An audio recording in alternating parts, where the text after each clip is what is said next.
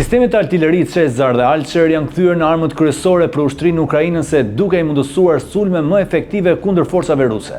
Këto sisteme të avancuara janë ndërtuar për të mbjetuar në luftë moderne, ku dronët dhe teknologjitë e mbikëqyrjes bëjnë objektivat më të ekspozuar.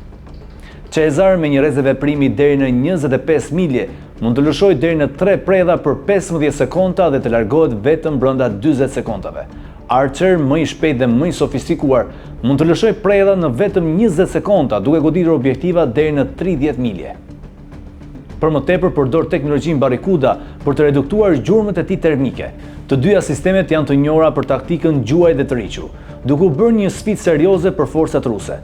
Kjo ka bërë që ato të konsiderojnë një mangth për Moskën, ndërkohë tensionet mbeten të larta pasi presidenti i Ukrainës Volodymyr Zelensky akuzoi Vladimir Putin për një shkelje të marrëveshjes 30 ditore për ndalimin e sulmave në infrastrukturën energjetike. Zelensky deklaroi gjithashtu se realiteti në terren tregon të kundërtën e premtimeve të Kremlinit. Nga ana tjetër, Rusia akuzon Ukrainën për një sulm ndaj një depoje nafte, duke e cilësuar si një provokim të qëllimshëm për të minuar përpjekjet për paqe.